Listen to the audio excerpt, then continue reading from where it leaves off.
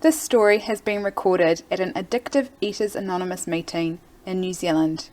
You can email us at contact@aeanz.org. And tonight we've got a speaker, followed by normal sharing, and our speaker is Di. My name's Di and I'm an addictive eater. Hi, Di. Grateful to be at a meeting and not to be eating. I believe that I was born with this disease because right from the very beginning, my eyes were bigger than my stomach. Hundreds and thousands is the first food memory I have.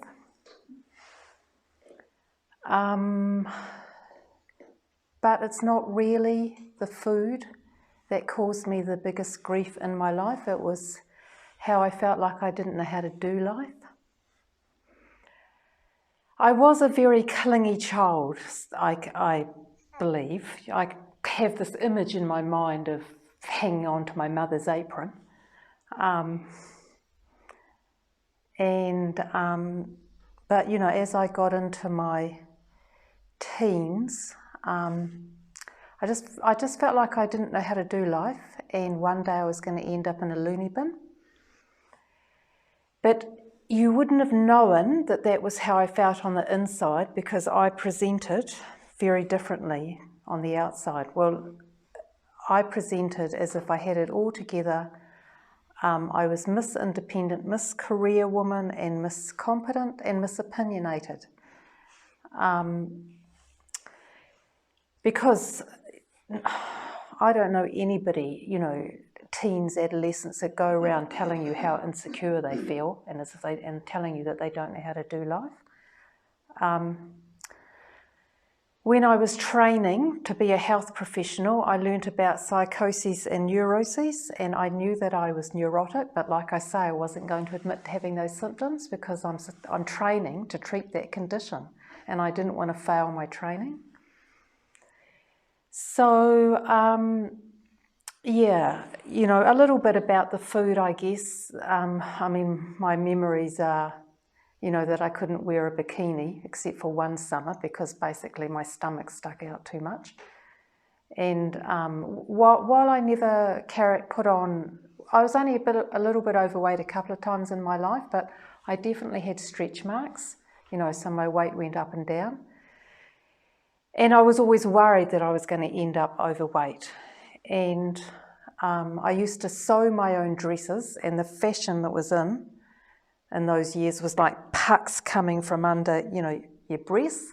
And my mother was very concerned that looked like I wanted to wear a style that covered an unwanted pregnancy. But it wasn't at all. It was that I wanted to cover my stomach. You know, I can remember my father pointing out to me that it was disgusting that I was on my third plate of ice cream, and I totally agreed with him that it was disgusting, but I knew that I was not going to be able to stop doing it.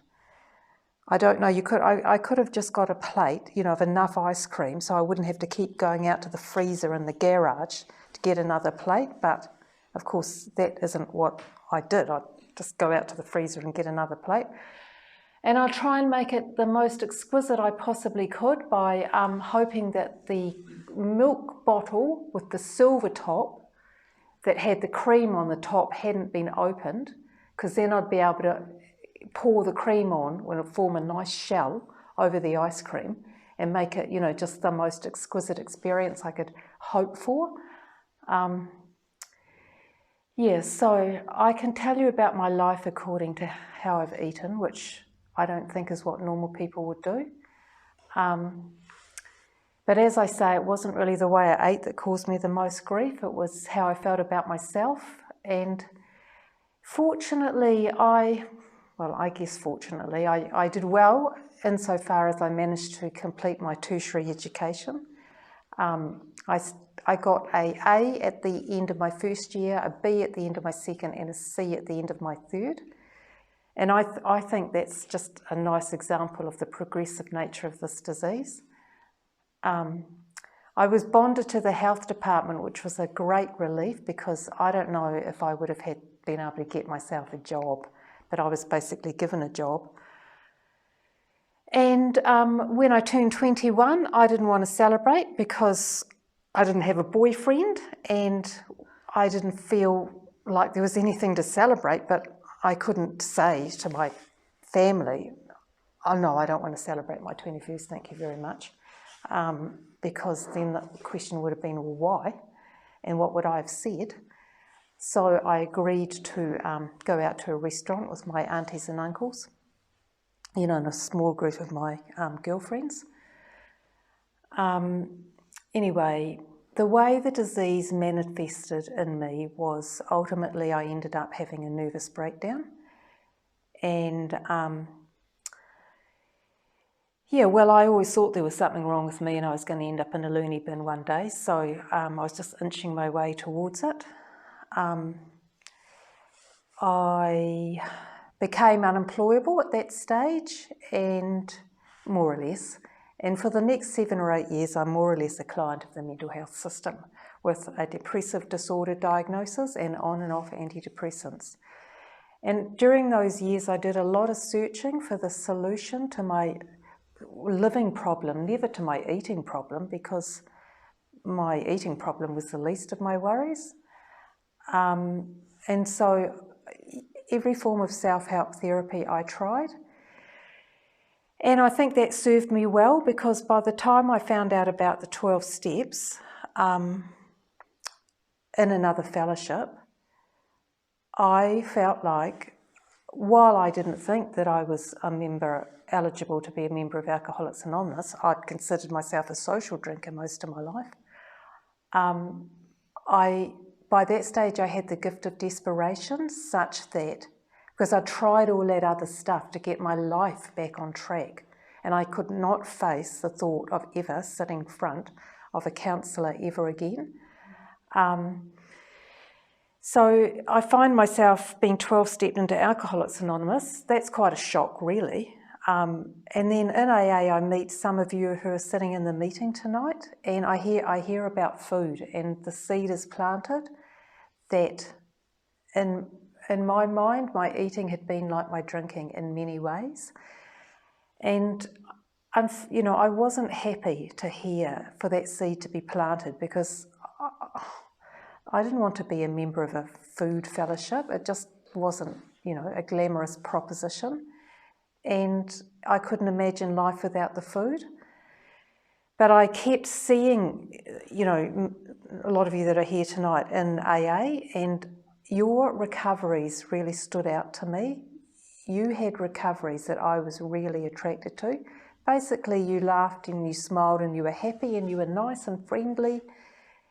And you would help me. You would do anything to help me. All I needed to do was ask, and you weren't going to persuade me. I used to go on to my sponsor about how I didn't need to be in the food fellowship, and she'd say to me, well, nobody's saying you do die. It's just me that's saying I don't need to be. And people that don't have a problem don't go on about whether they've got a problem or not.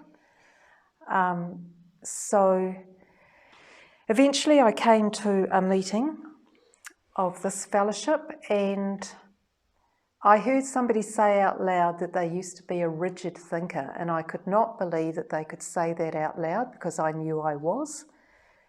So I just stuck to AA for quite a few more months, and I just wasn't getting worse, because even though I wasn't getting better, because even though I hadn't picked up a drink or a pill, I was still in the food, and I was still trying to do recovery my way,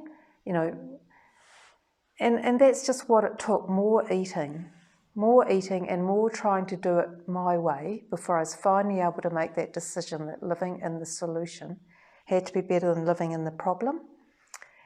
And I think once I'd made that decision, I had hope for the first time. And I'm not sure that I could have even told you that I had felt hopeless. But yeah, I had hope that if I did what you people do, then my life would get better too. And that's exactly what has happened. I am not someone who had a good attitude, but I got such a lot of relief from hearing that it was an action program that I just needed to take the actions. I didn't need to even think they were a good idea. I didn't need to agree with them. I just needed to take the actions, and that meant coming to meetings regularly, being given being shown how to put down the food, having that explained, and getting quite clear about what that meant. And just all the other suggestions, and having, being worked through the steps. Like I say, I didn't have a good attitude. I used to ring my sponsor up, and as far as I was concerned, I had taken the action, and therefore it was up to her to have something to say, because I didn't have anything to say. Oh, madness. And I can remember when my sponsor said once, I think I made a comment, I find it quite hard to get hold of you. And she said, some people manage to get hold of me every day. And I thought, oh my God, you would want to get hold of your sponsor every day? And then I thought, actually that could be quite good. That could be quite helpful. I remember I don't know if I can remember.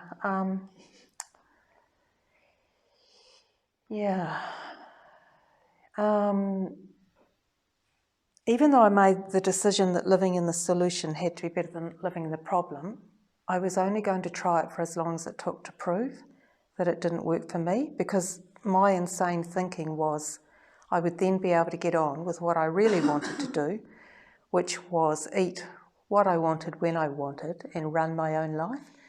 But there was a sane voice there that said, Di, that's what you've been doing for 37 years. You have been eating what you want, when you want, and running your own life. And so, I was able to admit that that doesn't work for me. And when my sponsor suggested I get off the fence and close the back door, much to my amazement, I thought that sounds like a really good idea, because I would have thought my reaction to that suggestion would have been, how dare you speak to me like that? But it wasn't. And if I had to sum up what's happened since then, which is quite a while ago, it would be that I've just gotten on with it. I can remember being told it's not a dress rehearsal, it's not play school. So today I have a very lovely life. I love coming to meetings. I love having a host of friends in this fellowship. I'm just incredibly grateful to have found the solution to not want the food. Very happy with my meals, to be able to live within my own skin relatively comfortably most of the time, and actually just to feel a member of the human race. Not to think that I'm going to end up in a loony bin anytime soon, and not to want to be an old lady living in a rest home who successfully demonstrated that they don't know how to do life and just happily put me in a sunny room in the rest home so I can just look out over life. It's not like that. I feel like I'm living life. This program has given me the tools, and I don't believe that I'm cured of this disease. Plenty of evidence of that. But the program's given me a way to live, and I feel like I'm a contributing member of society and a useful member of the human race. It's so it's so nice to feel like a member of my family. You know, I know my mother and none of my family needs to worry about me. I have a really lovely relationship with my mother. I used to blame my mother for the way my life turned out. You know, I've learned how to be an adult daughter in this program. Something happened the other day that sort of reminded me. Yeah, it reminded me of early recovery. I remember this scenario in early recovery where I couldn't get the van up the driveway. This is during my working day. Couldn't get the van up the driveway because someone was there. And I'm not sure how I behaved. I don't think I behaved particularly badly. Can't remember. But when I told my sponsor about it, she said, next time something like that happens, perhaps you could think, well, how would an adult behave in this situation? And the other day, I had to go on a long trip, and both vans in the driveway were very close to empty on petrol. And I thought, oh, well, that doesn't matter. I'll just fill one up before I go on my long trip. And I was reminded of that, you know, how would an adult behave in this situation? So I think I've made some progress. Thank you for asking me to share.